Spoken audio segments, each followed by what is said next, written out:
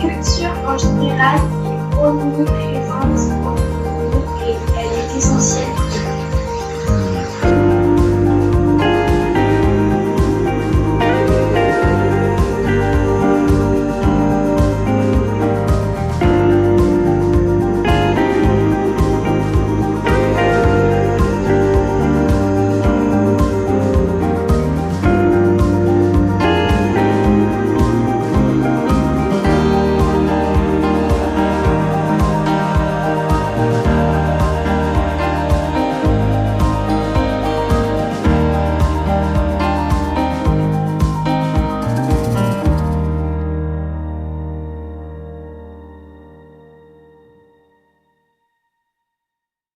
Après un deuxième confinement, où le secteur culturel se retrouve plongé dans l'ombre et l'oubli, nous partons à la rencontre de plusieurs élèves et parents d'élèves de tous âges confondus qui ont accepté d'apporter leur témoignage face à des décisions incohérentes concernant tous les conservatoires de musique, danse et théâtre de France, mettant nos futurs artistes en grande souffrance et s'inquiétant de l'avenir d'un secteur très impacté par la crise sanitaire.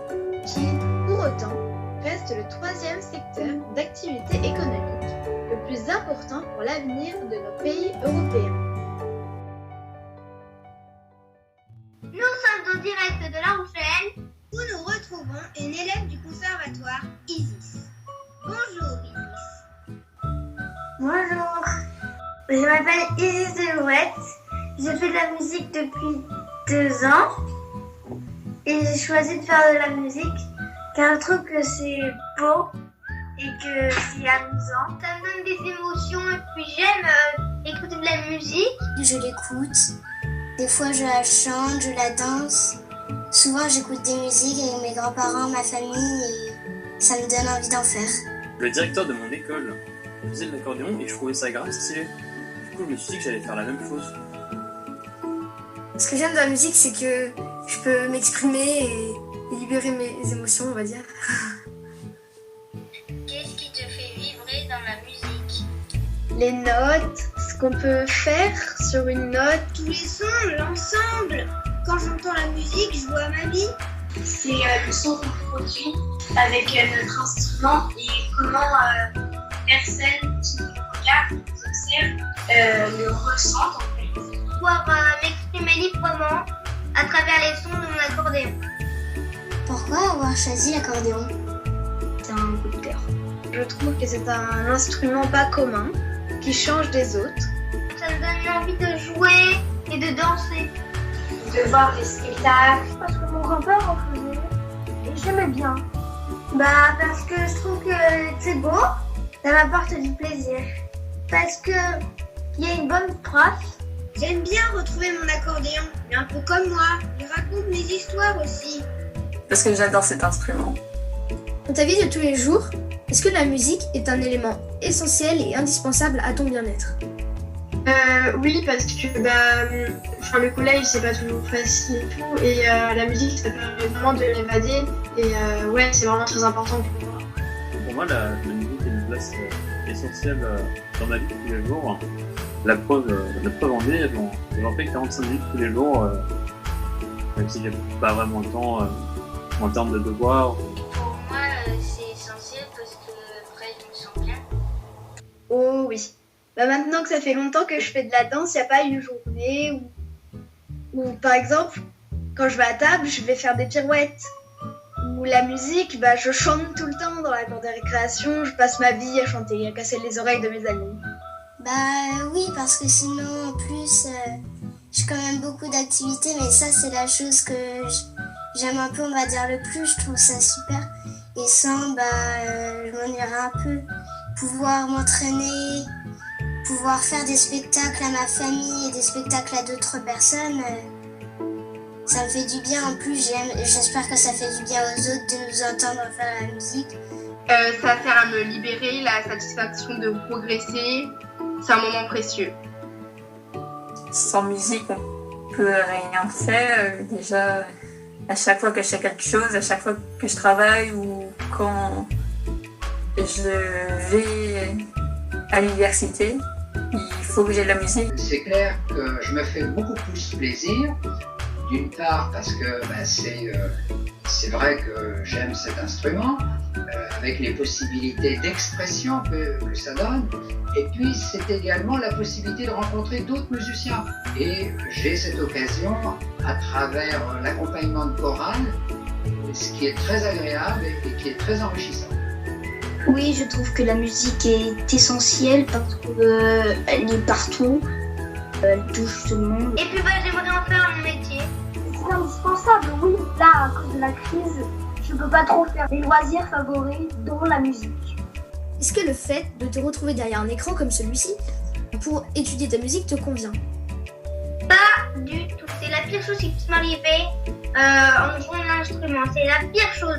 De pouvoir travailler derrière un écran, ça bug. Même quelquefois, je vois presque tout le temps fou. J'arrive pas à voir les notes. Quand je me place sur la mauvaise note, et ben à chaque fois, ça m'énerve, ça. J'ai vraiment pas du tout l'impression de progresser quand je suis derrière un écran. J'ai l'impression de rester au même niveau.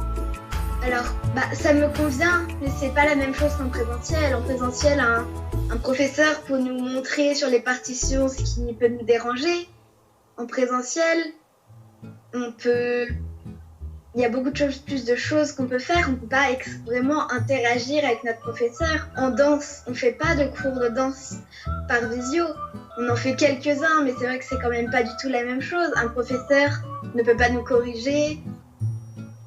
Il y a souvent aussi la musique. En musique, des fois, ça ne marche pas, ça coupe. En danse, si t'as pas la musique, ça coupe. Tu te perds dans les pas. Non, on n'a pas forcément l'espace qui nous convient. On est plus motivé devant le professeur et dans l'endroit approprié. Qu'est-ce qui te gêne réellement dans les cours en vidéo? Alors, ce qui me gêne, c'est qu'on ne montre pas forcément notre émotion et nos expressions en dansant. Et moi, par exemple, j'ai un appartement et du coup, j'ai pas forcément l'espace approprié. Pas trop, parce que des fois,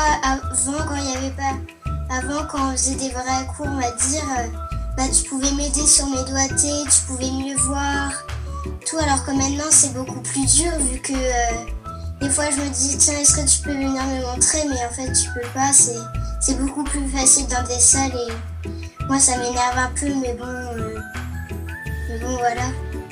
Moi je préfère quand c'est à La Rochelle parce qu'il n'y a pas de mauvaise connexion. Si, voilà, je sais pas comment on pense pas.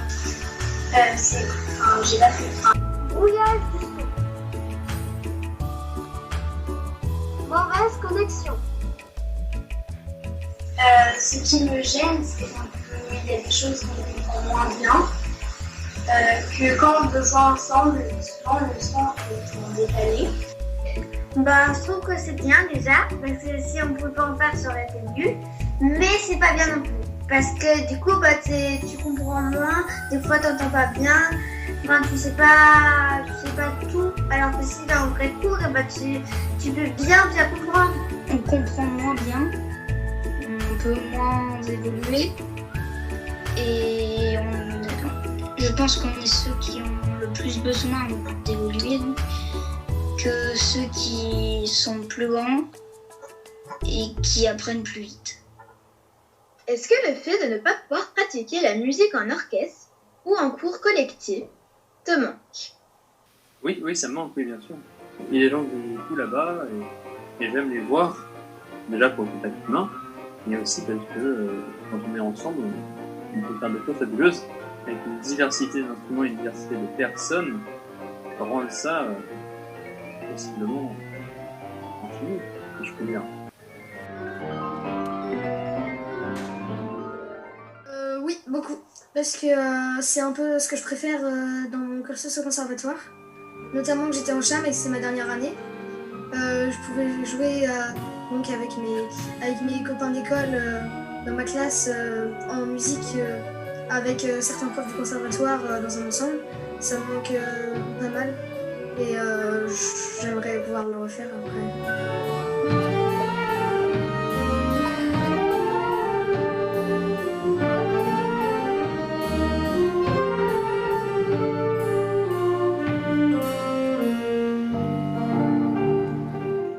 C'était bien quand je partageais avec les autres élèves.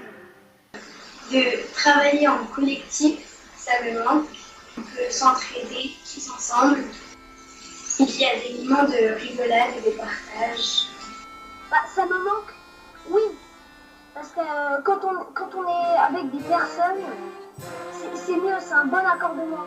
Et j'aime bien quand on est soudé avec des personnes. On encourage nos camarades.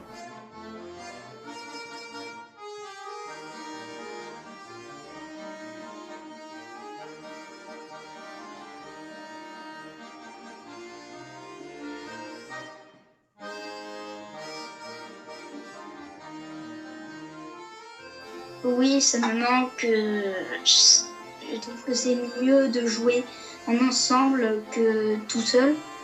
Je préfère avoir ce côté collectif.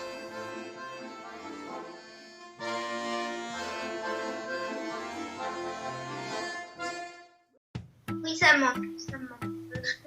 Parce que d'habitude, j'avoue que je préfère quand on est plusieurs, parce que on est plus attentifs et on sait de plus, on doit jouer en même temps et ça nous fait réfléchir et ça nous fait travailler.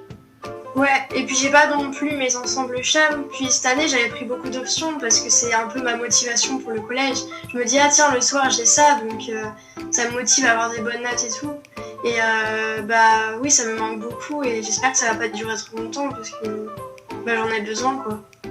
Bah oui, j'aimais bien en plus avant où on rigolait et tout, et puis c'était bien les petits groupes, on pouvait se parler, on jouait ensemble, et puis moi je trouve il y a des morceaux qui sont beaux seuls, mais il y a des morceaux aussi qui sont beaucoup plus jolis quand on est à plusieurs, et alors oui ça me manque. Est-ce que tu ressens une certaine injustice de savoir que certains de tes camarades, comme moi, ont le droit d'avoir des cours en présentiel et pas toi? Un peu. Pourquoi? Parce que c'est pas juste. Je trouve ça un peu injuste, mais bon. Je trouve que c'est injuste. Oui. Parce que c'est pas logique. Parce que les grands, ils sont forts, ils savent déjà tous. Et les petits, quand ils débutent, c'est compliqué. J'aurais préféré que ce soit l'inverse, parce que même si je n'ai pas une très bonne connexion internet, je suis assez autonome pour jouer à l'instrument et pour pouvoir, par exemple, enregistrer ou envoyer des morceaux, ou tout simplement poser des questions par mail ou par message, alors que les petits ils peuvent pas trop savoir ce qu'ils ont, ou quels sont les problèmes auxquels ils font face quand ils construisent leurs morceaux. Et déjà, ils ont la posture à prendre pour l'instrument, que ce soit tous les instruments. Et c'est compliqué. Donc j'aurais préféré que ce soit inversé, et que ce soit les petits qu'on autorise à être en présentiel et les grands qu'on laisse en distanciel. D'un côté si et d'un côté non. Parce que d'un côté je trouve ça assez injuste que moi que plusieurs élèves ne puissent pas aller au conservatoire. Mais en même temps je me dis que si moi j'étais à leur place et qu'eux ils étaient à ma place, ça serait un peu la même chose. Alors je sais pas comment répondre à cette question. Je comprends pas pourquoi c'est que les grands de 3e cycle qui peuvent continuer leurs cours en réel durant ce 2e confinement. Effectivement, je pense que c'est important aussi pour des jeunes élèves d'avoir une continuité dans leur scolarité musicale, si on peut dire. À partir du moment où toutes les précautions sont prises, parce qu'évidemment on est en face là d'une pandémie qui est vraiment très, on peut dire, quelque chose d'assez extraordinaire et dangereux malgré tout.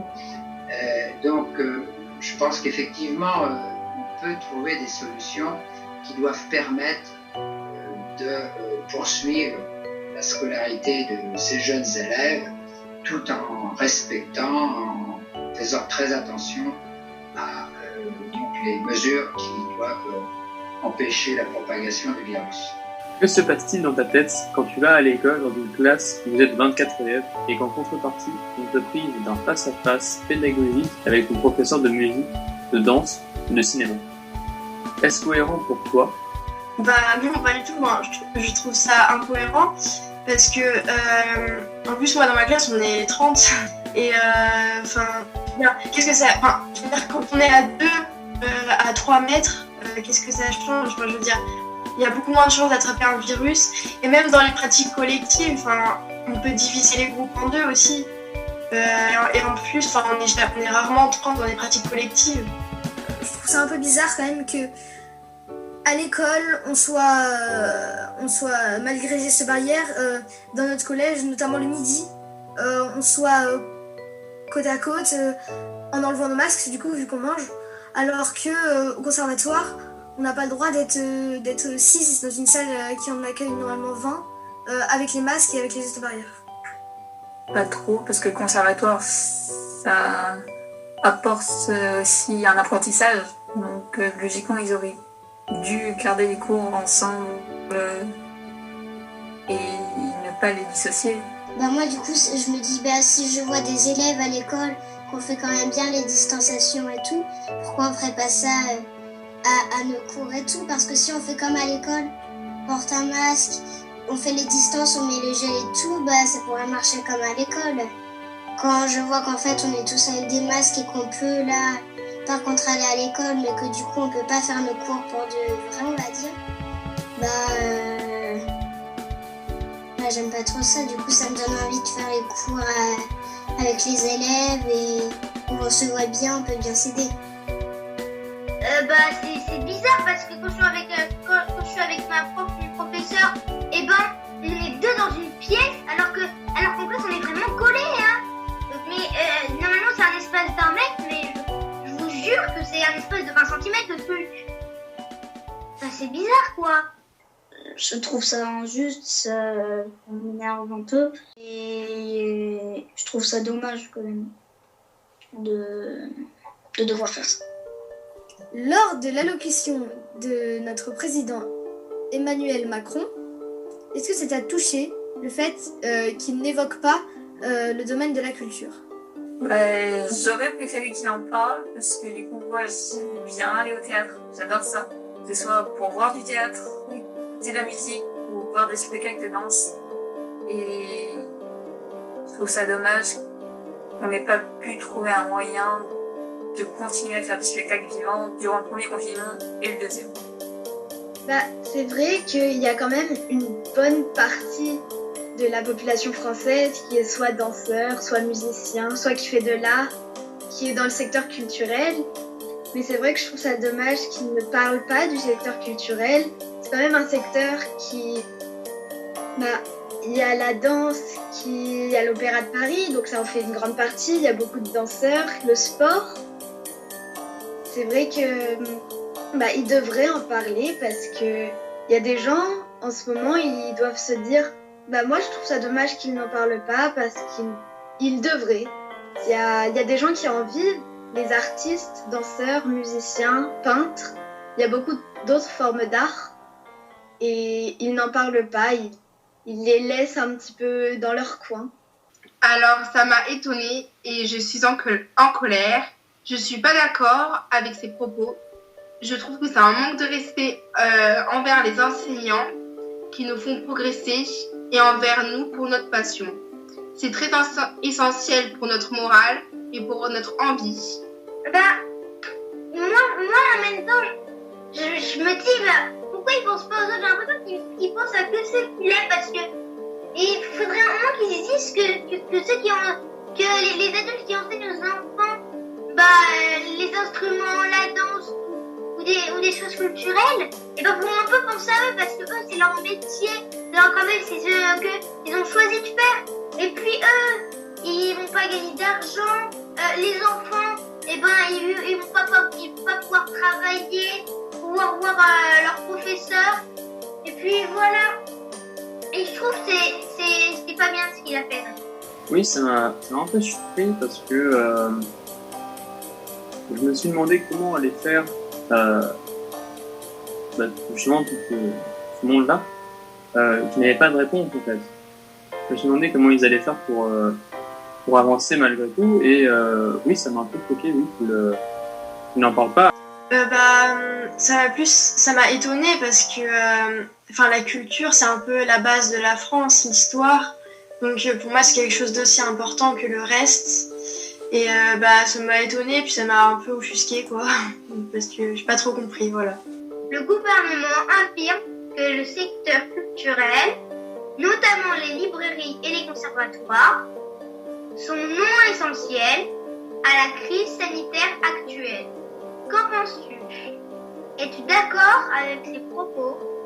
Je suis pas très d'accord avec ces propos parce que je pense que c'est essentiel et que déjà lire c'est essentiel, que ce soit des romans, des BD, on peut pas priver les gens de lecture parce que ça permet de s'évader, ça permet de penser à autre chose et on peut pas priver les gens de musique non plus parce que ce soit pour apprendre ou pour se spécialiser dans la musique, il faut qu'il y ait des conservatoires, que ce soit musique, danse ou en tout cas de spectacles vivants. Et il faut que ça continue. Il y a plein de gens qui, eux, écoutent de la musique tout le temps, quand ils font leurs devoirs, quand ils vont en voiture, quand ils font tous plein de choses. Il y a plein de gens qui font musique. Et je pense que pour eux, la musique a une place vraiment importante. Pour moi, la musique et la danse, c'est un moyen d'expression essentiel. Car quand je ne vais pas bien, j'en fais et ça me soulage. Que conseillerais-tu à notre gouvernement comme solution concrète pour pallier à cette vague de coronavirus? On devrait faire comme en septembre, quand on ne devait pas toucher la poignée, nettoyer les pupitres et les chaises après chaque élève et qu'on était au moins à 3 mètres de distance. Je veux remercier les directions, les gens qui sont responsables de cette école, d'avoir bien poursuivi la possibilité de suivre des cours avec les règles sanitaires qui avaient été mises en place.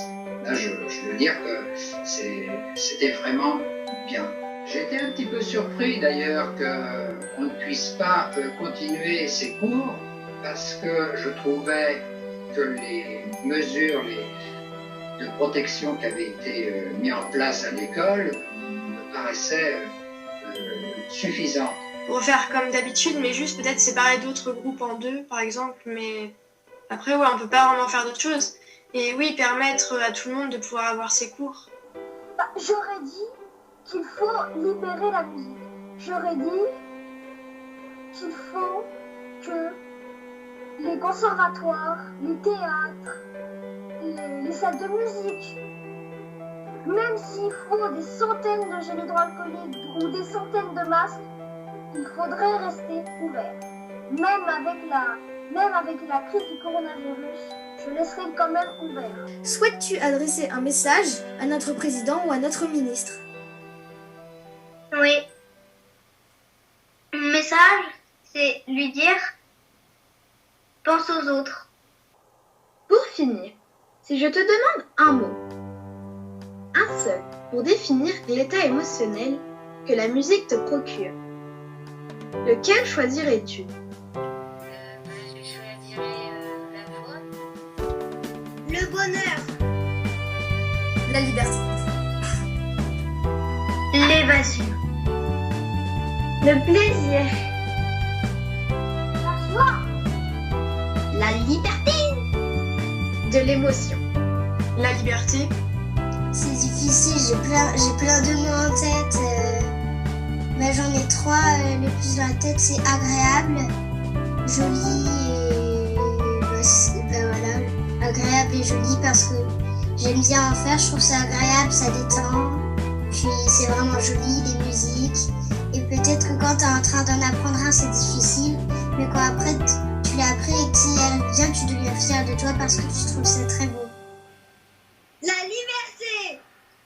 Vous n'en êtes peut-être pas encore conscients, mais nous les enfants, nous allons nous battre pour sauver le monde culturel en France grâce à son histoire et son patrimoine si riche et essentiel au bien-être de tous.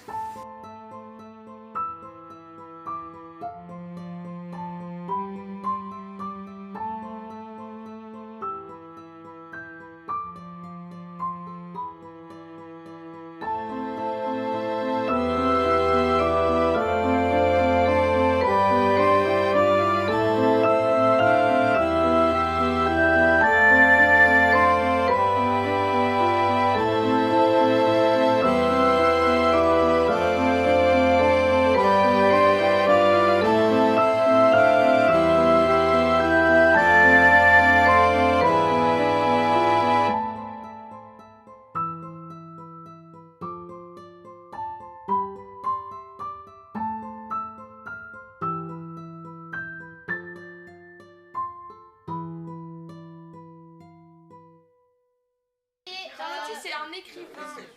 Il a écrit Pêcheur. C'est tout ce qu'il a fait. Disneyland ? Non, pas Disneyland.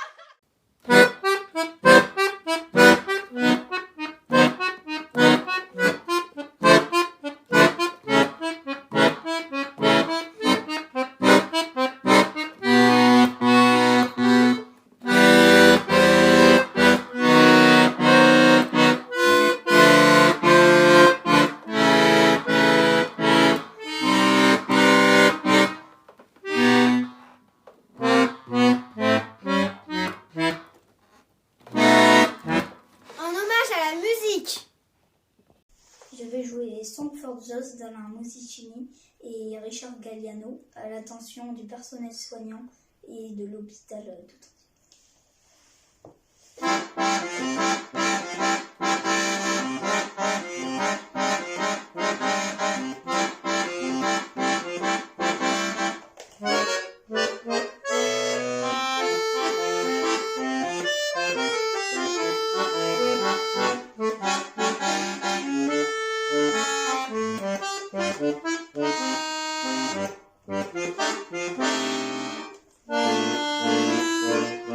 Thank you.